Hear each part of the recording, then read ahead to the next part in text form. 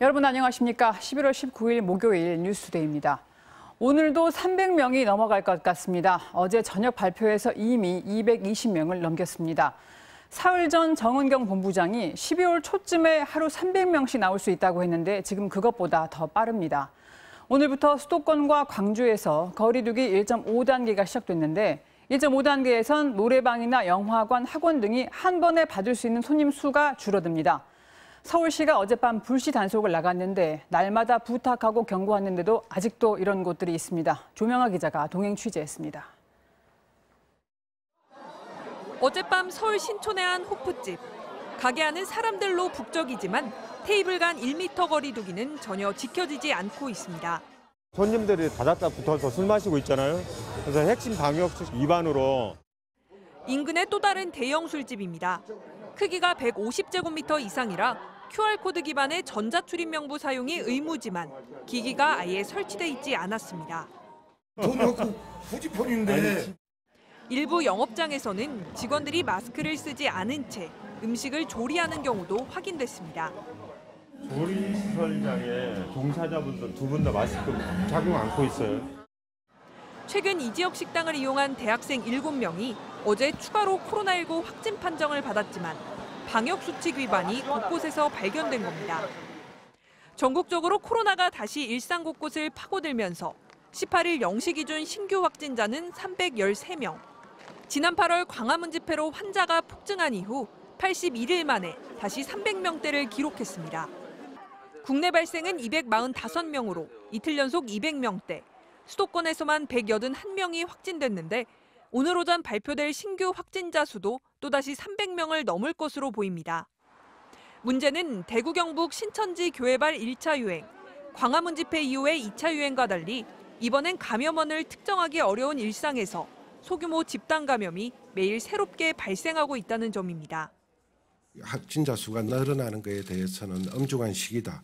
3차 대유행이라고 지칭하기에는 좀 더 지켜봐야 될 부분이 있지 않나. 방역당국은 격상되는 거리두기 효과가 통상 열흘에서 2주 뒤 나타날 것으로 예상된다며 앞으로 보름간은 모든 모임을 취소해달라고 당부했습니다. MBC 뉴스 조명아입니다. 지난주 미국 화이자와 독일 바이오엔테크가 백신이 90% 이상 면역 효과가 있다는 중간 결과를 발표했고 그 뒤 모더나가 94.5% 효과를 봤다고 하더니 이번엔 다시 화이자 측이 95% 효과가 확인됐다는 최종 결과를 발표했습니다. 시험에 참가한 사람 중 170명이 코로나에 걸렸는데 백신을 맞고 걸린 사람은 이 중 8명뿐이었다고 합니다. 워싱턴 박성호 특파원입니다. 미국 제약업체 화이자와 독일 바이오엔테크는 공동 개발 중인 코로나19 백신의 면역 효과가 95%로 나타났다고 밝혔습니다. And 95% efficacy means that vaccination reduces the risk for infectious disease 20-fold. 일반 독감 백신의 예방률을 2배 뛰어넘는 강력한 효과가 있다는 중간 발표 일주일 만에 나온 최종 결과입니다. 3단계 임상시험 참가자 가운데 170명이 코로나에 걸렸는데 그중 백신을 맞고도 걸린 경우는 8명뿐이었다고 밝혔습니다. 예방 효과는 65세 이상 고령층에서도 94%를 넘겼고 나이와 인종에 걸쳐 일관되게 나타났다고 설명했습니다. 심각한 부작용은 보이지 않았다고 했습니다. CNN은 화이자 백신이 안전 문제에서 이정표를 세웠다고 평가했습니다. 화이자 측은 이번 주 안에 미국 식품의약국 FDA에 긴급 사용 신청을 할 예정이며 12월 중순엔 승인을 받을 것으로 보고 있습니다. 연말까지 우선 2천만 명분을 제조한 뒤 생산량을 늘리면 내년 여름이나 겨울엔 정상을 되찾을 수 있을 것으로 전망했습니다. If everything goes well and if we have a well-organized vaccine supply, that we could have a normal summer and winter 2021.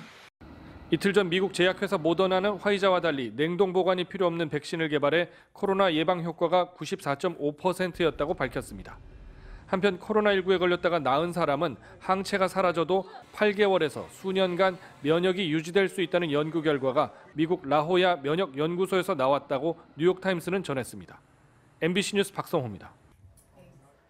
공수처장을 뽑지 못해 법정 시한을 4개월이나 넘기도록 제대로 시행되지 못한 공수처법은 결국 원안을 수정해야 하는 처지에 놓였습니다. 어제 처장 후보 추천을 위한 위원회 3차 회의가 있었지만 결론을 내지 못하고 사실상 활동을 종료했습니다. 민주당이 공수처법 개정 입장을 분명하고 있는 가운데 법치 파괴라며 반발하고 있는 국민의힘과의 마찰은 피할 수 없을 것 같습니다. 최경재 기자입니다.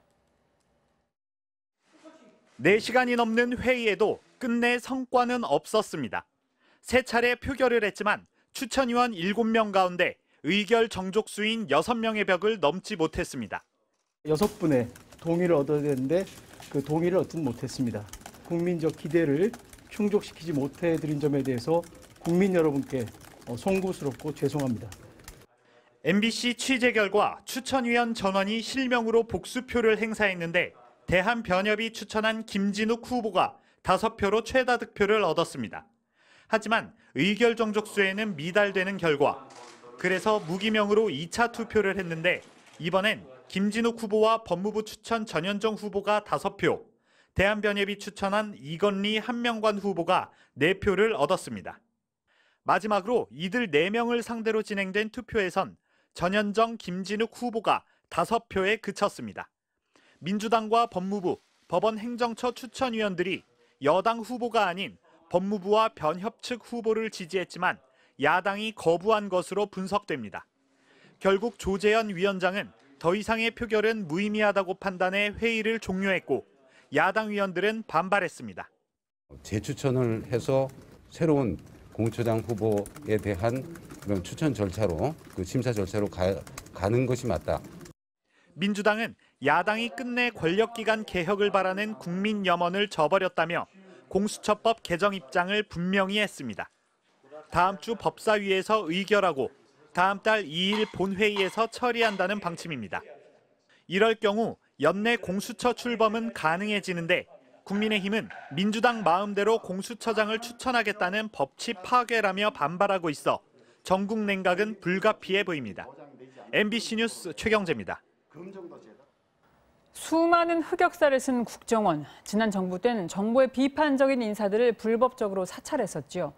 그런데 국정원이 사찰당한 사람이 사찰 파일을 달라고 요청하면 주겠다고 전향적으로 입장을 바꿨습니다.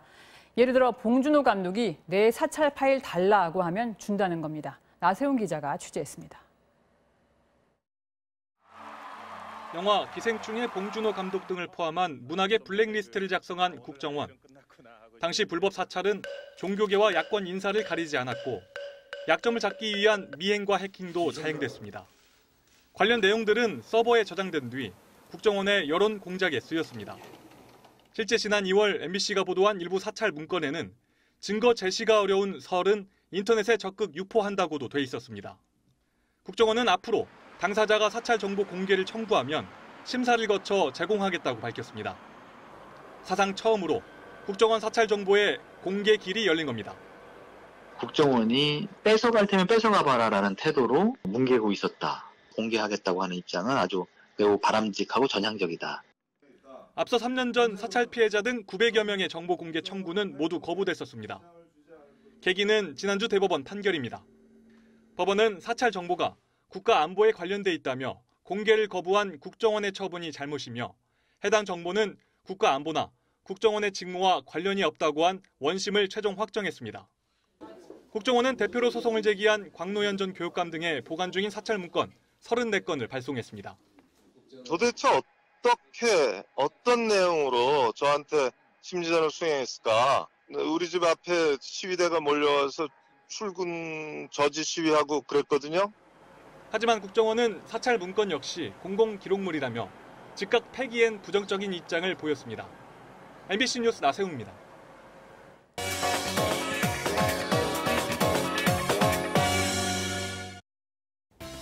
요즘에는 이 스테이크를 집에서 직접 구워 드시는 분들도 적지 않은데요. 이 고기를 맛있게 먹으려면 레스팅을 해야 합니다.